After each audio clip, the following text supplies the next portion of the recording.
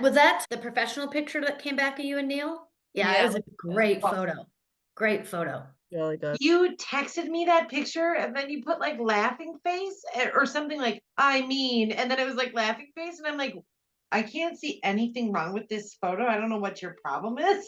I read the crying face. Welcome to Talk Like a Mother Parenting Autism Podcast. We are Jen, Kim, Rachel, and Jaime. Take a seat at our table as we share with hope, humor, and honesty. Hello, thank you for joining us today as we continue our Waving the White Flag series. Today we're going to be talking about coping. Before we get going, we just want to give all of you listeners a huge thank you. We have gone through a lot of changes in the last few months, and we appreciate everyone sticking with us and those of you who have recently joined us. On that note, if you have anyone in your life who might enjoy or benefit from our podcast, please let them know about us. It really helps our podcast also if you give us a follow on whatever podcasting app you use, or multiple if you use multiple. And also, please remember to follow us on social media. As some of you might have seen, we've recently started putting our podcast as a podcast up on YouTube. So you can also listen to us there. And that also gives you access to us through YouTube Music. So if you haven't listened through there, or if that's easier for you, we are on YouTube now. Maybe you could share to teachers and therapists too, because we would just love to have more people know about the inner side of our family. Yes, that's a very good point. Not only is it a good way to learn more about our families and what we kind of go through and how we function, but they can also recommend it to clients and other people who might benefit. So yeah. All right, we're going to talk about coping and really how it kind of applies to mental health, like this series we've been talking about, and also our lives as parents to children on the spectrum. And we'll kind of just discuss how we cope. We're going to first talk about some of the healthier ways to cope. And then later on, we'll kind of discuss maybe some of the not so healthy ways to cope. So I came up with a list of ideas that I've pulled from different places online of what are some healthier ways to cope. So I thought I could list some of those and we can maybe talk about that. One of my favorites is building a support network, which, is like what we've done here. This is why we came together. I think we were all in a much different place. Holy crap, 4 years ago, 3 years ago? I know. How long have we known each other? 3? It's like 3.5, I believe. Yeah. So I think September. All of us met in September. Oh. So we all came together in 2020. Me finding the support group through Finding Cooper's Voice was really my first delve into like a support group whatsoever. My son was diagnosed right at the very end of 2019. I wasn't even ready, I think, looking back at all, to go to like an in-person support group. And then obviously 2020 happened and those things didn't exist anymore, which drove me to more online. And man, it really, really helped me. Like I always say, it saved me in a lot of ways, but it just put a lot of things in perspective. It's been essential for me. I mean, we talk about it here like it's easy, and I want to acknowledge that it isn't necessarily easy to take that leap and to like follow through and to show up at the thing or to make the time on Thursdays for that call. But it's really worth it. It really is worth it. Friendship takes work, and building a network does too. And like staying vulnerable and not judging and helping and like, I don't know, looking forward and reaching back is something powerful when you feel like you're stuck. It's really made all the difference. I will say, when I recently was in treatment for my mental health, group therapy is one of the most successful approaches for the largest group of people.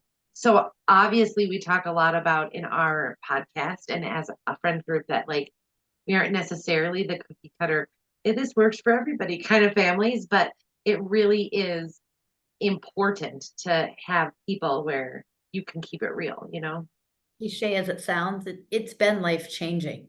I mean, especially when you're on this path that you don't know anyone else in your friend or family that has a child like ours. So to fall into sort of these friendships, which like Rachel said, they're a lot of work. We're doing it via the internet most times, but to find people that, Rachel was the first person I met that had another little girl. She calls her a hellcat. I think it's the best thing ever. But to have another kid like mine that self-injured and went through bouts of aggression and all of those things. And it was kind of like, oh, I'm not crazy. I mean, I am, but We finding are that in together now. I mean, we're together now, That's- but finding that in other people makes you Yeah. feel less alone. It's just that simple. Absolutely. Like but Jen and I are a country apart and are like a big distance in age and maturity and struggle. Whoa, Like hang on a second. It's our not girls, that our girls, big. Jesus, settle. Our girls have an age difference. Christ almighty. I think too, one of the heaviest burdens that we feel as parents going through life with a child with a disability or a special need is the isolation. Yes. It just Yeah. can feel so heavy. It's really hard for people to understand, although they try. And this is a big reason why we do this in our other platforms, to understand you really can't fully understand it. And just that feeling of being alone is so isolating, and sometimes it causes you to withdraw from friends and family because they are just not understanding your situation, and you feel like you're being a burden on people by kind of talking it when they're really not understanding it. And it's like, then they're pitying you, and it's like, you don't necessarily want the pity either, but it's just so complicated. And I think the finding the support of other people that go through what you go through really negates that isolation, even virtually, like just having someone who can really understand or really be able to understand how huge this one is, or just know Yeah. how hurtful something is, that happens or that's said to you or whatever it is, without feeling bad for you, but just really knowing that they understand what you're going through is just so, so huge. Like, I really think that changes everything. Well, I also don't think people understand the isolation, and I sort of try to explain it, and I get a little snarky, which is so unlike me. But, people complaining about COVID, oh, we're stuck in our house. Oh, hey, welcome to autism. I was like, yeah. And I'm using it as an example because you literally are stuck in your house. There's weeks at a time where my daughter would not live outside of our home. Like, she wouldn't leave the Yeah. home. So that part of COVID really wasn't any different for us. But it gives us common ground with the people that lived through the COVID experience Yes. for them. Yes. That we can be like, no, friend. It's Mhm. like that. Like We that. are in lockdown. Like saying lockdown to someone now versus like, I feel pretty isolated. Yeah. Sounds like you're making some choices in friendship. Like the same people that I would tell I feel isolated are the people that I'm also saying no to social plans from. And they don't get that I'm like saying that because in case shit, or because we can't possibly after 3 p.m., or because I can't make it 14 miles, or because fill in the blank.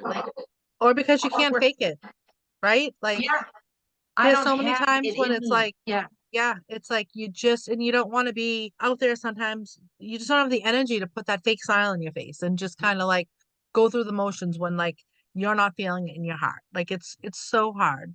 Yeah. I also feel like there's no place like shoulder to shoulder where you can, like shoulder to shoulder in the situation that we've built, that you can understand the dynamic between it could go bad and it didn't.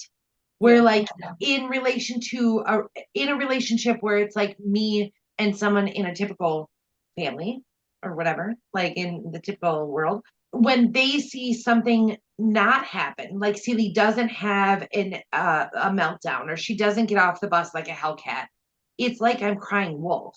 Like it's like it just further validates that like, oh, nothing is happening and they're okay, and like, oh, everything was fine that day and they were really worked up about what could happen. Yeah. Like there's an outcome after this that you didn't see. Like we skated out of there 55 minutes early because she lost her shit in the car. I don't want you to see that. I don't want, but like I can get home having been kicked in the head while I'm driving. If I called the people I was with, they'd be like, oh, nothing happened. That was great. She did great. And you guys would be like, oh my God, I understand. At least you made it to the car. You know? Yeah.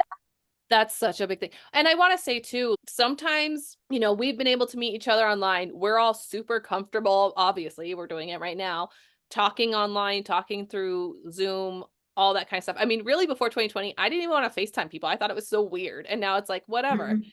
So Now we play sometimes with like each that, other. that building that support network doesn't mean it's people, parents of children with autism. Sometimes it's people already in your life and just educating them.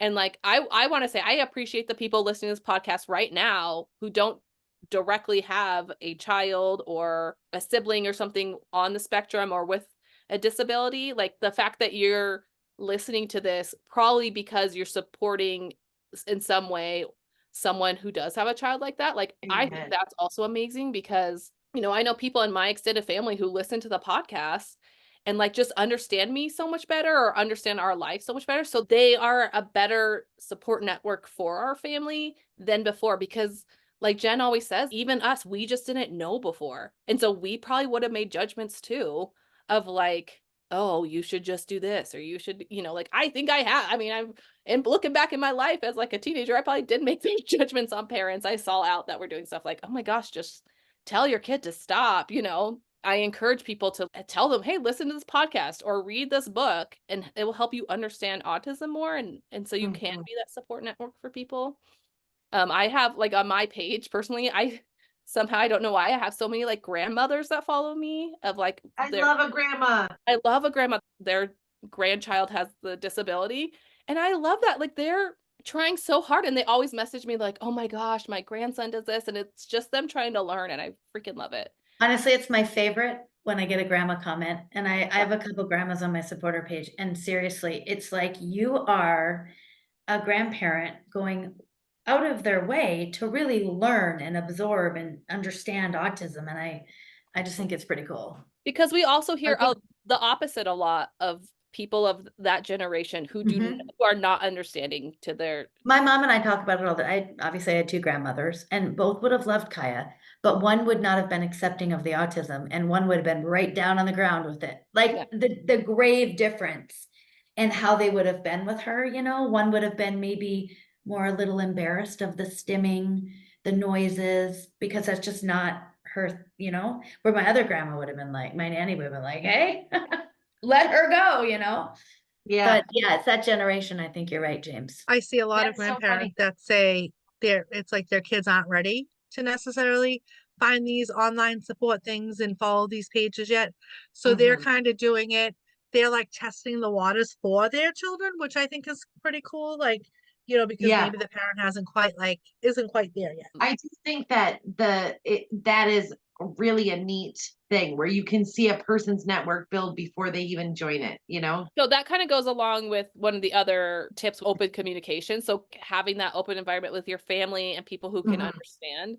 And I think obviously that goes with mental health too, which Rachel talked a lot about in the first episode that, you know, she has certain people she knows who checks in on her. Like we check on Rachel, we check in on each other all the time. Like, especially if we know one of us has something coming up, even if like other people might not think it's a big deal, it's nice having people in your life who know that that might be a big deal to you or that might Yeah. cause a spiral for you. And so, you know, sometimes even things for me, I don't necessarily tell you guys that it's going to be hard for me, but one of you will check in just assuming or just in case this is going to be hard for you. So I think having that open communication with people around you in both of these situations, whether it's your mental health or, you know, the struggles, I mean, which is connected, the struggles you're having as a parent. I also think like there's power in numbers. You know, for us, it takes the group.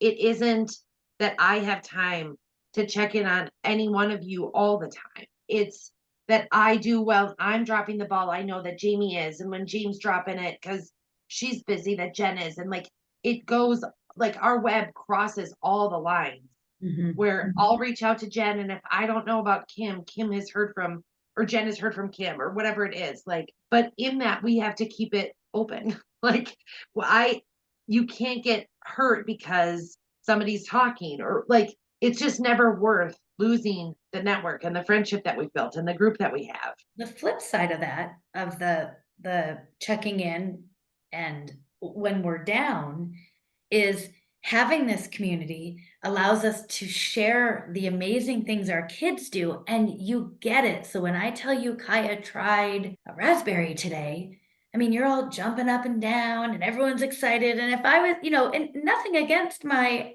typical friends, but if I told someone she had a raspberry, they'd look at me like I was drunk. Like, so what, she had a raspberry? You know what I mean? It's just a very different, our highs and lows are, our highs are as high as they get and our lows are as low as they get. And so to have people there that can ride that roller coaster with you because they're on the same roller coaster And is that's another part of it too, Jen. life I think changing. it's like the ups and downs that we go through are just, they're just so hot. It's a lot sometimes. It's a lot.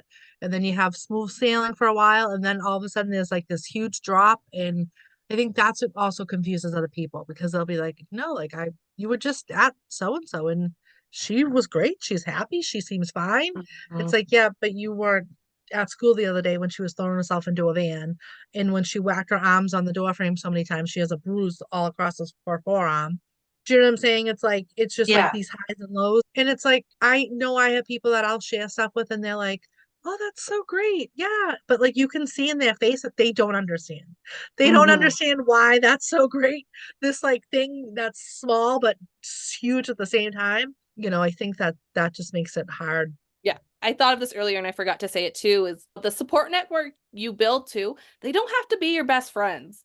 I Right. didn't say that coming from a group of friends, but me and Bree talked about it in the friendship episode I did for Sit Down, There's More. We talked about how we all met all these women and, we joke, mostly Kimmy, a lot about how we wouldn't really be friends probably in real life if autism didn't connect us, but we are. She's stuck with us. We're all stuck with each other. Uh-huh. But like some of these women, I don't talk to them even probably on a monthly basis, but I know for a fact that I could drop in one of those groups, like me and Brie talked about, like, hey, I'm Mhm. having a really hard time. Can someone talk? And there's at least 10 women that would probably be like, hey, give me a call. So like finding that like common denominator with people doesn't mean you have to have everything else in common. And Right. like there's women in this life that like I would never know them probably, but we have this one thing in common and you can relate on that in so many ways. Like, and which is And nice. use your differences to connect you and like keep it fresh because really like the friendship did not get to this level because of autism alone. It's because one of us is granola, one of us is meditating, one of us is like, what are you talking about? One of us is who leaves the house. Like, there's always all these different dynamics to everything. And like, that hasn't been off putting because we still have this common denominator. But I think I'm also saying like, having people in your life who are just there to kind of talk about that parenting stuff is also okay. Like, Yeah.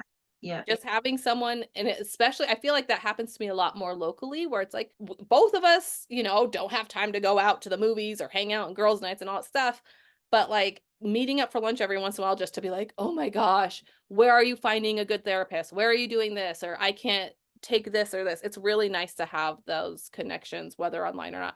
And also like I am a very awkward person. It's so hard for me to put myself out there at all. But I really encourage if anyone out there's feeling really isolated, find someone. It will make the world of difference to not feel like you're Well, lonely. it's someone that can laugh at the jokes too. You know what I mean? Like we can make fun of our situations and our kids and ourselves, and like other people would be horrified because they like wouldn't know what to say. And it's just you got to get through it with some humor sometimes because otherwise, How much poop have we laughed at? How many like public meltdowns do you like talk like you get to talk trash about the lady that was staring at you because you have friends that you can discuss the moment with, like instead of just crying for 4 days about it. Yeah, the funny is gold. well, yeah, Friendship it's like glue. you can just say those like off. I don't know the right word to describe it, but like other people might be like, like what?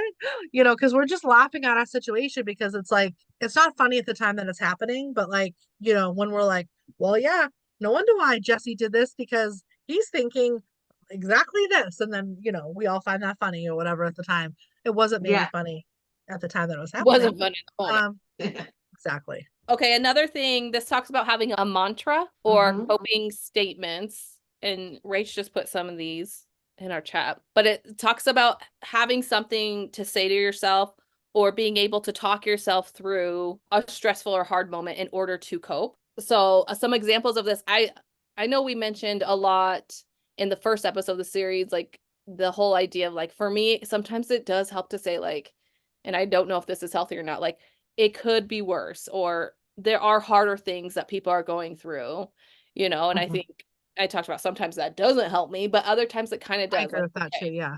Because sometimes it makes you feel guilty, right? Like, you know what I mean? yeah, Because you're so upset. you're like, oh, I have a mantra that's on my wall that has been like through a moment of crisis with me for sure. I've got lots of things on my wall, but this one on my bedroom wall says, she is brave and tomorrow needs her, so she stayed. And then later I learned, and she learned to trust herself because I have felt so lost. And every day when I wake up, it's there. Every time I walk past to get dressed, it's there. I even touch it like Harry Potter and his scar, like when I'm struggling. I don't know. There's something about that repetitive thing, like how when Celie is struggling, I tell myself constantly that it's temporary. There's yep, just something in that like validation, even though you're just minding yourself to like whatever, get through, use your tools. We have a well, motto here too. Not so Yeah. much. It's improvise, overcome, and adapt. That's like, Yes. and I think that's like the Marines, or I don't know which one it is, but I didn't. We've always said that, and then like I found out it came from there, and I'm like, that actually makes a lot of freaking sense because it's like we're literally in the trenches sometimes. it's true though. One of my favorite things to do, I'm looking at the list Rachel sent me, and this is something I actually do, and sometimes, not all the time, but I should do more, is I'll make a list of like, okay, these are my concerns. What can I control? And people tell me this all the time with my anxiety, and it's a lot harder than just saying it, but to try to let go of the things that are out of your control. Sometimes I'm really good about that. For some reason, when my family has like if a car breaks down or something goes crazy wrong at the house, I'm really good at compartmentalizing that, where I can be like, I can't, like all I can do is call the people. I'm gonna have a huge bill for this. There's not much else I can do. Yeah, like, But well, it's making a flooded, list of like, whatever. yeah. But like for the little things, okay, these are the steps that I can take to control at least something in this situation.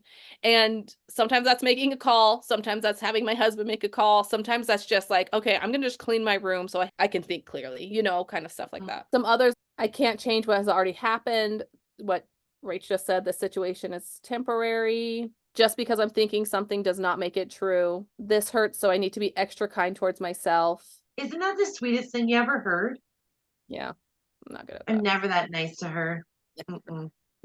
I don't know about this one. I prefer something else, but I can deal with this too. With my daughter, we've been working on like with all the stuff she has to do is that I can do hard things. Mm. And, and I'm always like, I don't want to do hard things, but we can do hard things. So Yeah. it's just reminding ourselves. I think it's interesting so many of us are trained in a lot of skill sets to help our children, like tracking or what's triggering them or what's the antecedent to this. And I've said this 100 times, and I don't mean to just like beat this dead horse, but knowing that you can use Celie's skills on a Rachel, like it just turns out that I have big dysregulated feelings, just like my daughter. So like taking a breath and like taking her out, like walking outside or flipping and reversing the whole routine of things, like whatever it is. A lot of the things that I've learned over the past 3 or 4 months have been the stuff that I know for her, that's like take a deep breath, look at something positive, look at baby badgers on the YouTube. I mean, who can't get happy looking at those little baby creatures? Mine's the red panda. Exactly. Red pandas are so cute. I know. I think we've talked about that on the podcast before. Is like how I've learned so much about my own self-regulation through all my son's stuff. Like, Well, that is very bold of you. I compartmentalized that shit to just Sealy lessons and left myself out of that personal growth. oh, in the moment though, I ain't thinking. I'm just pissed or whatever, or sad or mad. I'm not good about it in the moment. But it's funny because when our kids are in their moments, we're like, okay, let's try a deep breath. And they're like, I'm going to slap you. What tools do you want to use?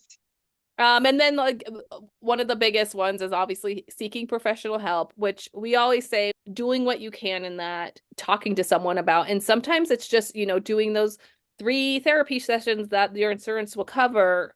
Sometimes that person can give you some of those tools to help you cope, So. I thought it was cool to listen to Betsy in our last episode in the series discuss how, as a NAMI advocate, which is a national organization, and like they have such a huge network that sometimes she would just have to tell people there's not a dang resource there. But it turns out the connection that she made gave enough hope or gave enough insight, or like in so many situations, you can learn one word and find out this whole trove of information because you thought about something a different way. You know, like if you're going down one path and then you learn some other diagnosis or some other way to phrase something, it can be so insightful. And one thing I was reading about was they call it coping strategies can be distinguished as active or passive. Have you guys heard of that? So like active coping strategies are like approach to the problem, and they're more positive and you will reach resolutions quicker. While Mhm. passive coping strategies is like avoiding the problem, and it can be a mechanism to reduce the stress short term, but not necessarily long term, which I think is like, even though like intellectually I know this, but like reading it, it's like, wow, there's terms for this and everything. Like, it's like, that's crazy because we all do that. You know, sometimes you do the thing to like relieve the stress in the moment, but that's not necessarily going to fix the problem.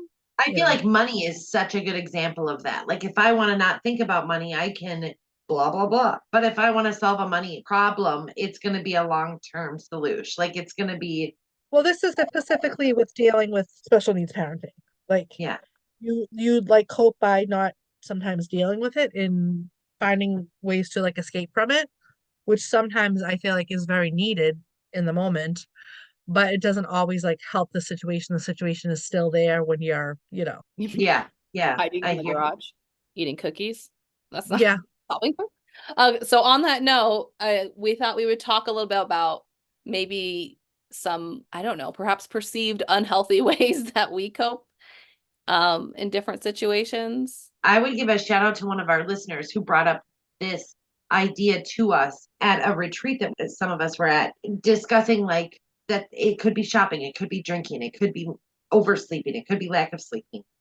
For me, I'm drinking a glass of wine right now. My cheeks are pink to prove it. But I'm like my biggest vice is that I'm a smoker. So I like will go outside about it, take a moment, and it helps in many ways. And then, it's also not the best choice for me.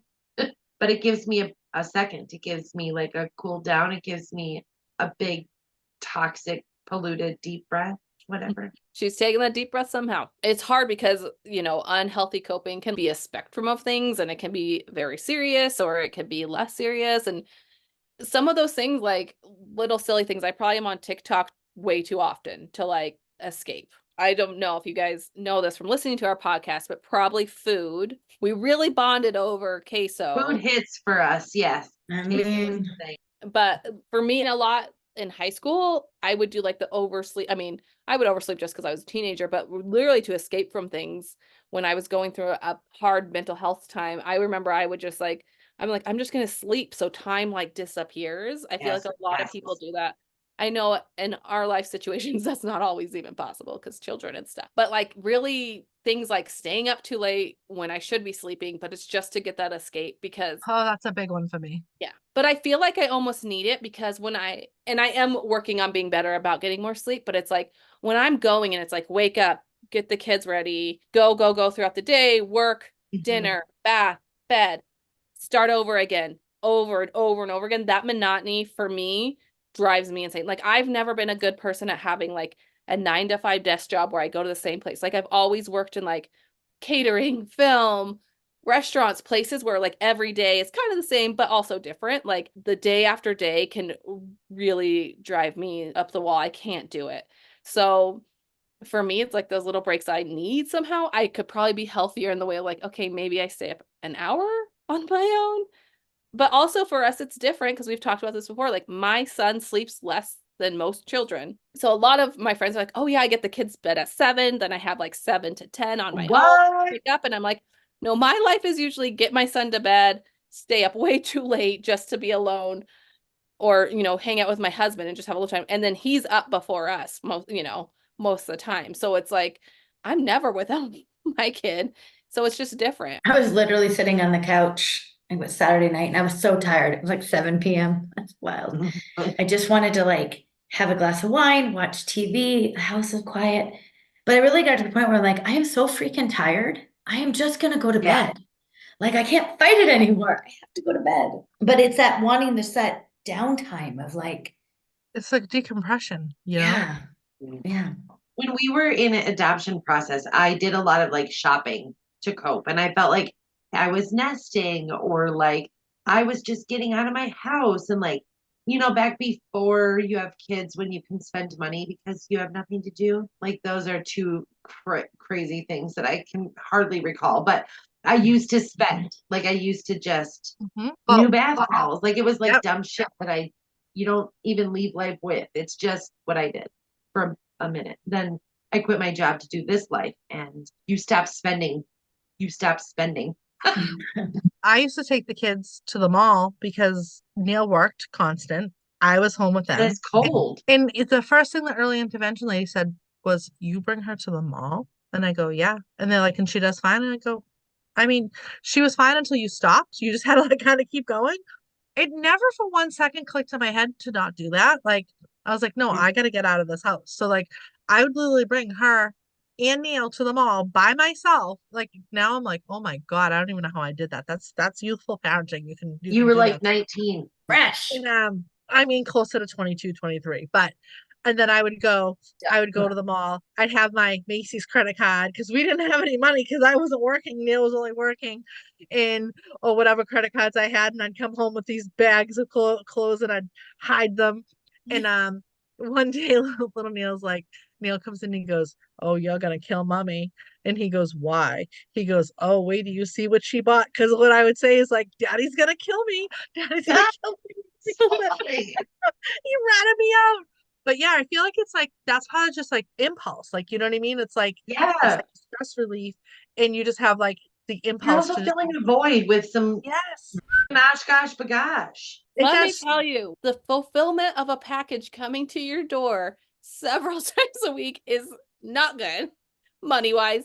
But there was something about it. You're like, ooh, something I ordered came. It feels free until it's not. It also is like ask, believe, receive. Like you're like, ooh, I want. Oh, Well, let me tell you, I got an Amazon MasterCard because they suck you into that, right? And it's like if you spend X amount of money, you get like these $20 goes right into your Amazon account. And let me tell you, I'm getting those far too often, which means I'm spending too much money. Well, COVID was a killer for that, right? Because you were like, or we were up like Uh-huh. all hours of the night, and then for some reason, like your impulse, like part of your brain, like does not work properly, like after a certain time, like after 1 a.m., it just like goes to trash, and you're like, "Oh I yeah, I should go need to this. lightning Oh, deals. that's fun. Let me sign up for Lightning deal, this." yes. Like, Oh, oh yeah, I absolutely need this thing right here. I'm just gonna get this. did you ever Oh, wake I've up in the morning always and you get a needed a notification? Your Amazon order is shipped. You're like, what the did I buy? Yes, Yeah. yes. Gotta go back and look. Like, oh, I did not need that. And it's Oh, also like you're like, to help me rest. Perfect. the price looks so much better online. I got this for $14. It was such a good deal. Then you go to like Target and it's like $10 and you're like, oh, well. Or it's like a mini version of what you thought it was, and you're like, oh, that's why this was a good deal because it's like I'm This is so for a bad dollhouse. at looking at like measurements of stuff.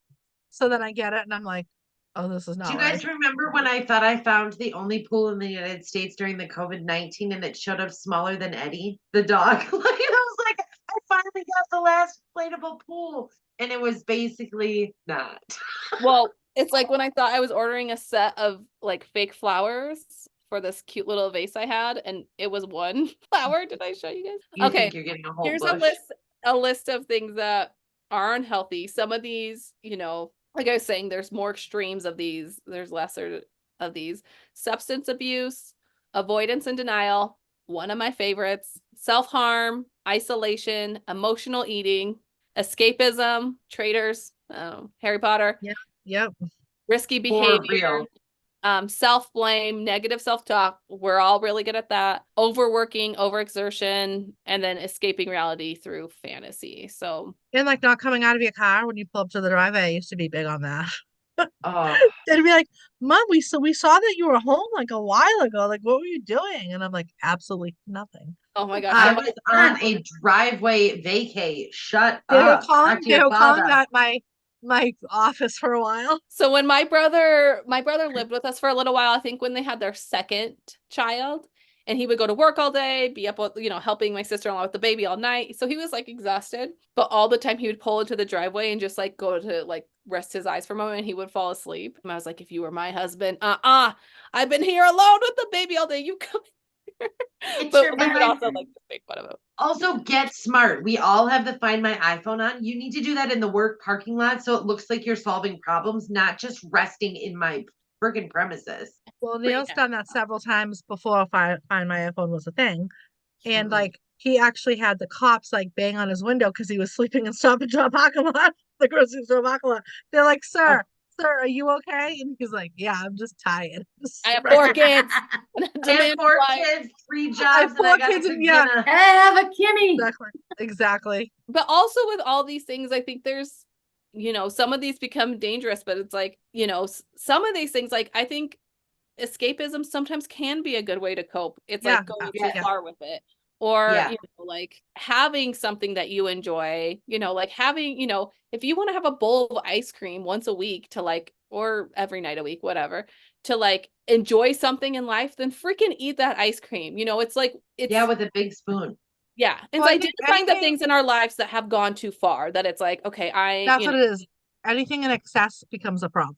Yeah. Right. It's like you got to find that balance to like allow yourself the time. Like, my big thing always was TV. I just like escape into like TV shows and stuff like that. Like, it's just, I don't really do that anymore. But for a long time, like I would do that. But I mean, that really doesn't hurt anybody else. But I mean, unless like the kids are running around hanging from the rafters and you're just ignoring them. But like, yeah. Unless it's typical for your kid to hang from the rafters, step off for that judgment. So a way I can kind of do that is leave myself room for those breaks, or like today. So my kids have been on spring break. Today was their last official day of spring break. So I didn't do much like actual work because I was like, this is my last day of not like drop off this, that. And so I was like, okay, I needed to make this appointment. I did need to do a little bit of work. So I did those things. And I was like, okay, now I can watch like some of my show. So I watched a couple episodes of my show, let my kids just have screen time for a while. I'm like, whatever. Which episodes? The new episodes are just we'll released. Talk later. I've got a problem, you guys. I'm really screwed because this is the last one, I think. But because, like we said, losing yourself in a TV show is one thing, but disassociating like Rachel and Jaime for Traitors is a whole ass other thing. But like picking and choosing those things I do, because I think like we talked a lot about in the self-love series, it's like sometimes we feel like we have to go extreme either way. It's like, not to go back to the eating thing, but it's like I either am eating crap or I'm eating super healthy and I'm trying to do this. But sometimes trying to like keep the perfect schedule, make sure I'm doing this and this right, I get burnt out so easily. And then I like fall down and then I'm doing all these things in different ways and different levels. So I don't know. That's what helps me, is just trying to find a freaking balance, which I know sometimes we don't. And just like with our kids, it's setting ourselves up. So like we teach our kids all these freaking deep breaths and all these meditations and all stuff. So when they are having a really hard time, they have those tools, like practicing these tools all the time so that when we are in a funk or a really hard time, we can go to these things. Sorry, Rich. Then it's almost a lifestyle, not like a thing we have to do. Yeah. Well, yeah, and there's like moms that we've talked to that even will say like even the drinking, like it's like you kind of drink to cope, but like when does that cross a line? You know what I mean? Like when is that too much? So it's like because all those problems are still there. Like that's I think the problem with using these things as a means of escape. It's because you're not dealing with sometimes something that like needs to be dealt with, and that thing is still looming over you. I never remember to do anything. I've been trying to change Alyssa's math house for like 4 weeks now, and like it's like I forget, or they're closed, or I'm like, oh, I can't deal with being on the phone with them for an hour today. And then Mass Health will also tell me that I can't change her Mass Health plan because they have to talk to her, even though she doesn't talk. And it doesn't matter that she's nonverbal; they can only talk to her. And I'm like, it's so there's just so much to do sometimes and so many calls to make, and it just feels like you can never keep up and you can never like remember to do all the things you need to do, and then you feel like an ass because like you still have not done X, Y, and Z. But like you're a bit on TikTok, you've been doing this, you've been watching this show, this movie. You know what I mean? It's like, but you still haven't like made this phone call. So it's just, I can swindle myself into like believing I'm doing better too. Like in my depression, as I'm struggling, I will convince myself like, oh, it only takes like cleaning one room, like Jamie said, like, oh, maybe I'll have my head on straight if I just clean my space I'm in. But it really almost always turns into like, oh, Rachel cleaned the whole upstairs because she's trying to take control of something while she's spiraling out of control about this other thing. So like, even on good coping, I can kick it into high drive where I'm like, now I'm going to exhaust myself in the other direction, because you cannot mom like this, do dishes every day, do dinner every day, do all these things, do all this stuff, and like have my floors clean. Like I can't actually, there isn't enough Rachel for all that, you know? So when I'm achieving all that, I'm like, oh girl, you're going to make yourself more sick. Well, and I think that's part of the identifying or reaching out to the friend who might not seem like they need help is like, I know people in my life who seem like they're doing great, but sometimes it's like, I'm thinking right now of a friend who's like a workaholic, working all the time. She's taking on the extra hours, extra projects, all this different stuff. And it's gotten to the point where like she's started to realize that she's doing that as an escape. So while the rest of us, I'm like, man, she's making bank. She must be like a really good worker. She must be passionate about her job. It's really, she's come to find out, she's like, I'm just trying to escape these other things in my life. And so I'm doing that because I don't want to like go through, you know, the process of dealing with those things mentally. And some of those things, you know, she can't control. And so I think for a lot of us, it's so much about control because we feel so out of control of our lives. Sometimes that, honestly, sometimes just like finishing a book, I'm like, you know what, at least I've freaking controlled that one thing in my life, was reading this entire book or whatever. All right. Well, thank you for joining us. You know, send us a message of how you cope, what healthy or not. We would love to hear it. We'll catch you guys next time for a storytellers episode. We're going to be talking about moms and mental health, and then we'll have No Res coming up. And make sure to join us on Thursdays for Sit Down, There's More. Bye, everyone. Bye. Thank you for joining us for this episode of the Talk Like a Mother Parenting Autism podcast. If you are enjoying our podcast, make sure to rate and review us wherever you listen. And if you'd like to support us, you can become a subscriber. Just check out the description of this episode. Give us a follow on Facebook and Instagram for more content, and we'll see you next time.